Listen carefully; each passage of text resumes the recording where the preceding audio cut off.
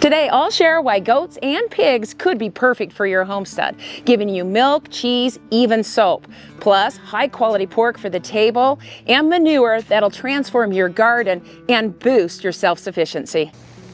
I've raised dairy goats for over 35 years now, and along the way, we've added pigs to our half-acre homestead. I've learned what works and how they can make a small space more productive. By the end of this video, you'll know whether goats, pigs, or even both are the right fit for you and your self-sufficiency journey.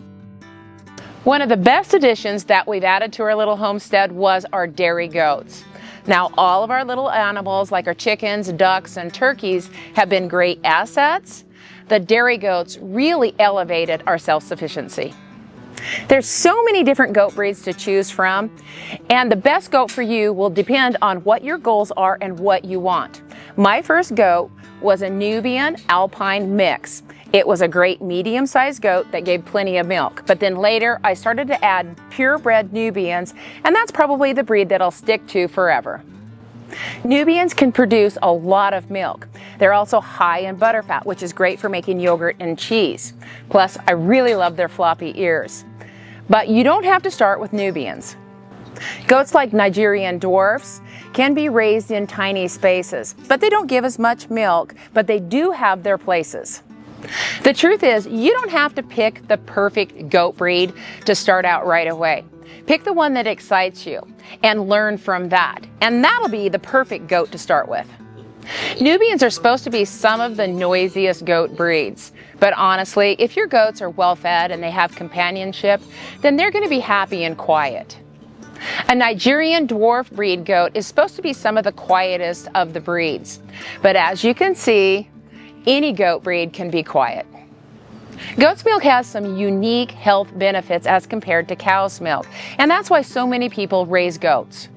For one, oftentimes it's more easily digested. The fat molecules in goat's milk are smaller, so they break down more quickly in the digestive system. So those who struggle drinking cow's milk find that goat's milk is more gentle on their stomach. It's also naturally higher in certain nutrients like potassium, vitamin A, and calcium, as well as many minerals when you compare it to cow's milk. Goat's milk isn't lactose-free. It does contain lactose, but many people who can't handle cow's milk can enjoy goat's milk without the same issues. Beyond drinking goat's milk fresh, it shines when you turn it into cheese, yogurt, kefir, and even cream, which is something that people don't think about. And then that cream can be turned into butter. And how about the taste of goat's milk? Well, it shouldn't taste like the hair of the goat. I've had some really rank goat's milk before, but it shouldn't be. If you're using proper sanitation and they eat well and the goat is healthy, you should have good, clean, fresh tasting goat's milk. It shouldn't taste off. I like using a stainless steel bucket for doing my milking chores in and transporting into the house because stainless is really easy to clean. You never want to use plastic because you can't sanitize it enough. And glass is just one of those things that you could break. I also like my stainless steel bucket to have a bail for carrying and a lid to keep it clean when I'm transporting it to the house. I'm going to list some things that you absolutely need before you bring your goats home, and also some things to think about for the near future. The minimum amount of space that you need per goat is 200 square foot. So you will absolutely need 400 square foot because you're going to need 2 goats because they're herd animals. They need that companionship to be happy. And in my opinion, they need space beyond their pen for exercise. We like to take our goats on walks for exercise. We teach them to lead early on when they're kids, just like you do a dog. Not only does it give them exercise, but it gives us exercise as well, and they love to get out. You could use portable fencing or electric fencing just so that they can get off of that dry lot. Get them somewhere else, get them some more exercise. We let our goats out in the fall time in the orchard, and they love to clean up the leaves. It takes extra time when you have small space, but it's really important for your goats to get out and get that exercise beyond their pen. So you can see you can raise goats on a small amount of space if you just use some ingenuity. Good fencing is also essential. You want it tall enough so that they can't jump over, and you want it strong enough so that they can't push it over. To go along with your good fencing, you also want a good gate with really good latches. Goats are little Houdinis, and they figure out how to open up some of the most complex latches. You also want that gate to be wide so that you can get your wheelbarrow through it for ease of cleaning. Shelter is also very important for your goats. You want them to have protection from the wind, the sun, and definitely the rain. They need enough room that they can all get under some type of a shelter and be able to lay down and have that protection. You'll also want a separate area for milking. This keeps your other goats from pestering you while you're milking. And it protects you if you've got a cover from the weather as well. And it keeps that milk cleaner too. Feed is something else that you need to consider when you get goats. Alfalfa hay is what we feed our goats, but you could also feed alfalfa pellets, which take up a lot less room than hay does, so a lot less storage. It doesn't make sense for small acreage farms to grow their own hay because you can utilize that space better feeding your family. Goats are going to need more than hay or the alfalfa pellets because they're foragers. They're not grazers, but foraging helps with their rumen. So we offer them plenty of trimmings from the orchard, the grapes, and part of the berries. When we trim, we just toss it into them. And in the fall time, they get to get out for more exercise and they eat the leaves that are off of the orchard floor. Goats are also great little recyclers. A lot of the debris that's spent in the garden and gone to seed or stuff that I don't want anymore, I'll toss to the goats. They'll eat it, they poop, I gather that up, turn it into compost, and it's a great process. A quick note on hay. We try to have an 18-month supply of hay going into winter because there's nothing worse than running out of hay during the middle of winter. A lot of times that hay is double the price than what you would pay during the summertime. And there's times that you can't even find it. So you don't want to get cut short by not having hay. So that being said, you also need to have some sort of a shelter. Tarps are fine for temporary coverage, but you always want to make sure that you check that hay through the middle of winter time, especially if you get a lot of rain. Grain is also important for lactating does to keep their production up. You could mix your own grain, but we actually choose to just buy a pre-mixed grain that's organic. It has minerals, essential oils, and the things that they need in it. And this just saves me one step that I don't have to do because we've got so much to do on the farm. And the amount that you use will depend on the size of your goat and where they are in their lactation. In the beginning, you give them less and you build it up. For our Nubian does that are a large breed, I give them 2 cups of grain per milking. Minerals for your goat is also extremely important, and you want a mineral that's specific for goats. A sheep mineral isn't good enough for a goat because it doesn't contain any copper in it, and that's really important for your goat's health. You can get minerals in a block or in a loose mineral, and I like to feed my goats a loose mineral because that seems to be what they prefer. You can get that through Caprine Supply. Now that's not an affiliate, it's just what I really love and my goats love it too. Some other things that you're probably going to want for your goats is a milk stand. Now this is really great to do your milking chores because it locks that goat into place and she's not moving all over the place. Another thing that is absolutely essential is some hoof trimmers. Now this will help keep those hooves trimmed and keep the goat's feet healthy. Things like dairy wipes to wipe off the udder before milking is great. An array of first aid items just to make sure that you have it on hand, and some herbs are all great to have on hand. I put together a free PDF of herbs for goats. These are herbs that I've used over the years for first aid as well as general maintenance so that I can raise my goats naturally. These herbs have been very beneficial for me, and I'm sure that you'll find that they'll be beneficial for you as well as save you hours of research. And you can find the link to that PDF in the description below. It might be obvious, but you need to think about how you're going to provide water to your goats. You can use a large water bucket or an automatic waterer like we have. The automatic watering is really nice, but you need to make sure that you're checking on it often just in case that it defaults, especially in hot weather. And large water buckets, The other thing is you need to have them big enough, because they drink a lot of water during the day, especially during the summertime, that they don't run dry on that. And an extra step that you need to think about that too is when you have kids, the baby goats. If it's big enough that they can get in and there's water in it and they can't get out, that can be a problem. Mangers are also important to keep the feed or the hay off of the ground. Goats are foragers, as we talked about, so they like things at eye level. Plus, a manger means less waste. Also give them things to play on, like old tires, logs, or old spools, just so that the goats can be goats. As far as a registered goat versus a non-registered goat is all going to depend on what you want. Now, sure, you can sell a registered goat for more money. So if that's your goal, then by all means, register your goat. But if all you want is to have a dairy goat for milk, then you may not even want a registered doe. The most important thing about a goat is that it's a healthy goat. Goats can be hard to find in certain areas, so check your ads to see if there's any local goat farms near you. We've gotten goats from Arizona before so that we can have a different line. And recently, we picked up a goat in Oregon so that we could have a different lineage. We're really excited about her. She's just a little over a year and a half, so we'll breed her later this fall. It's also really fun to go pick up a goat at a goat farm because you get to learn some new things. Ask all kinds of questions, and more than likely, the person you're getting the goat from will be more than happy to answer all kinds of questions if you're buying a goat from them. And more than likely, you'll pick up some new skills and learn some new things. Also, by visiting the farm where you get your goat from, will give you assurance of what you're getting. And more than likely, you're going to pick up some ideas and learn something new. You'll have to decide whether you want to keep a buck on the property or not.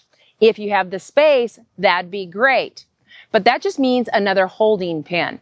And we don't have the space for that. And for a couple of milk does, it may not be worth it. It may be better just to transport your does to the buck. Goat manure is a great benefit for the homestead because goats poop a lot, and usually you have the waste from the hay. The two together combined make some great compost. I can also use a thin layer, like 1/2 inch of the raw goat manure over the top of the garden without any burn. As far as cleanup for my goat pen, I don't do deep litter. We do live in a hot environment, and if I don't clean that up, goats are going to pee on all of that hay, and that attracts fly and fly larvae. So in the morning, all I do is come out here with my cement rake it up, put it in a bucket, throw it in the compost pile, and it literally takes me no more than 10 minutes a day. If my compost bins happen to be full, then I'll just take that bucket and sprinkle it around the base of my fruit trees. The worms will help break it down, and it turns into a nice mulch around those trees.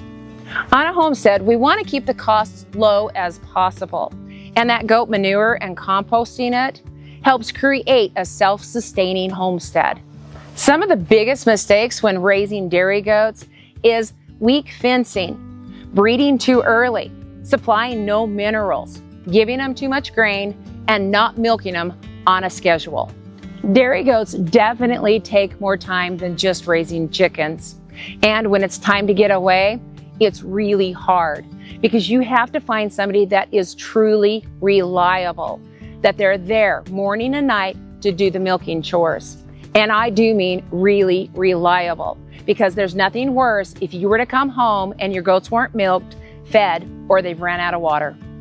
Raising dairy goats, buying their hay, their grain, and all their needs does cost. But you can offset those costs through selling some of the dairy products. You can sell their milk, their cheese, you can make yogurt, but you can also make soap. And you could even turn their manure into compost and sell that. Of course, when it comes to raising goats and pigs, there might be restrictions in your area.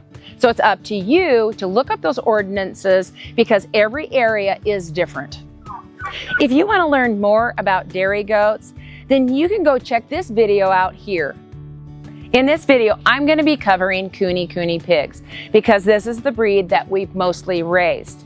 And they fit perfectly into our small homestead, and they've been a total joy to raise. Kune Kune pigs are far easier to raise than dairy goats. For one, you don't have that rigid schedule of milking twice a day. The other is I can let them out into my orchard and not worry about them destroying my fruit trees. And the grapevines and the berries. They just wander and graze, and in general, they're much easier. When we first got our Kune Kune pigs, we were told that they're one of the easiest farm animals to raise, and we weren't sure about that. But after raising our first set, we decided they definitely are. Not quite as easy as a chicken, but pretty darn easy, and we're gonna go over all of that.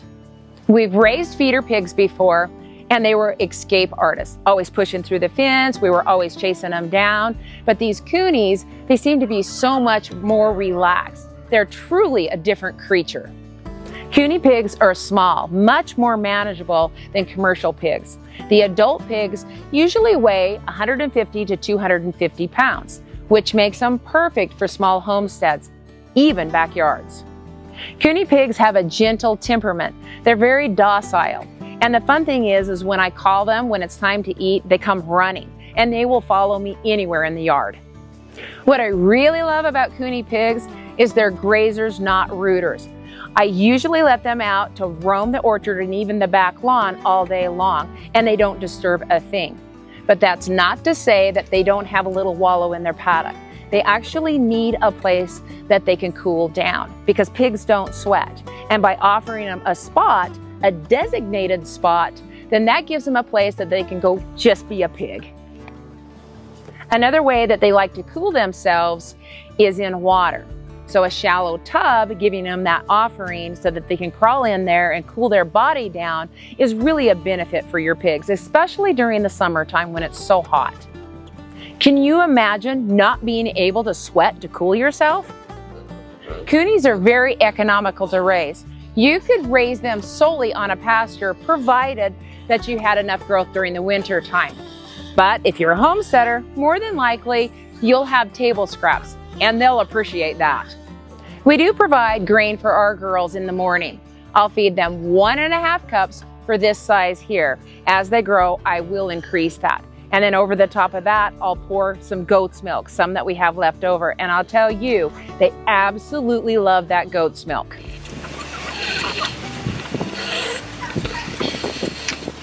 Right after their morning feeding, I'll let them out to roam the orchard all day long. And they're kind of like my little farm hand. They'll go around and eat up all of the fallen fruit, which saves me some time. They'll spend the entire day out in the orchard grazing. And then come evening time, I do want to lock them away just to make sure that they're safe. And all I've got to do is have some food in my hand and say, "Hey girls," and they come running. Hey girls! Good girls! Hello, you want some cheese? Oh, Tom. Your pigs will also need some shelter from the rain, the wind, as well as the sun. We've just used a culvert pipe and cut a hole in it, and then Kevin built a top for it out of sheet metal, just to kind of make it look like a silo. Originally, it was just a dirt floor, but the problem with that is they were always peeing in it, and it was hard to clean out. So we poured some cement in there, and they quit doing that. We also put a nice layer of wood chips just to give them some nice bedding, and during the winter time that keeps them a little bit warmer. We also poured a little bit of cement out front, and that made it to where if they did pee right outside their house and poop, then it was an easy cleanup. But it gives us a nice flat place to feed them. Also, having that cement or a rough surface is going to help wear down those hooves so that you may not have to trim them. A good size for a pig's paddock would be 16 by 16. Ours is 8 foot by about 25 foot. This gives them a nice enough space that they can move around, but that's really not enough for them to live in for the rest of their life. So that's why having that grazing space is really good for a Kune pig. Fencing doesn't have to be as strong as it is for a goat, at least for the Kune pigs. You can use some electric fencing or just some panels that are T-post in. This is a hog panel, and this is more than adequate to keep them in because they're not jumping over this. So here's the big question. Well, don't pigs stink? Well, pig poop doesn't smell near as bad as dog poop. And pig poop is super easy to clean up. I'll come out here once in the morning and just do a quick rake, 1 shovel full. I'll toss it into the compost pile, and we don't have any smell. The one thing that does smell is their wallows. So if you don't allow them to have a wallow, you won't have any smell. But if you ever do have a lot of rainfall, that could create that urine to smell. But an easy fix for that is just putting wood chips out there. And that just diffuses the smell. Plus, think about the compost you're gonna have. We do raise our pigs for meat purposes. Now, Kune pigs do take longer to develop, much longer than a feeder pig. It's usually between 12 and 18 months, depending on the type of food that they're getting before they're ready to butcher. Kune Kune pig is the Wagyu of pork. They're known as the lard pig. Their meat is very rich and complex, almost buttery, because of the marbling in the meat. It's unlike anything you've ever had in the grocery store. The fat is excellent for rendering down. It's clean, creamy, and mild. The lard can be a replacement for butter. It's excellent for baking, cooking, frying, and even soap making. Because these pigs are smaller, your cuts are going to be smaller, which is perfect for small families or smaller servings. And the bacon and sausage is absolutely amazing. And you still get other cuts, like your ham and your shoulder roast. All of the goodness that you get out of other pig, you can get it out of a Kune as well. Pig manure does have to be composted. You do not want to be using it raw. But when you mix it with the wood chips that you put in the base of their bedding, that makes an excellent compost. I've had a lot of people ask me if it's hard to raise our pigs for meat. Of course it is. This is something that you have to prepare yourself for. It's hard, but if you raise them ethically in a clean environment with the intent to use them for meat to put on your table for your family, it's far better than anything that you could find in the grocery store that was raised in a confined environment. But most of all, you need to be thankful and appreciate what you've been given. So if you've ever wondered if pigs could fit into your small homestead, Kunes make it simple. Thanks for joining me today. Have a great day and a better tomorrow. May God bless you.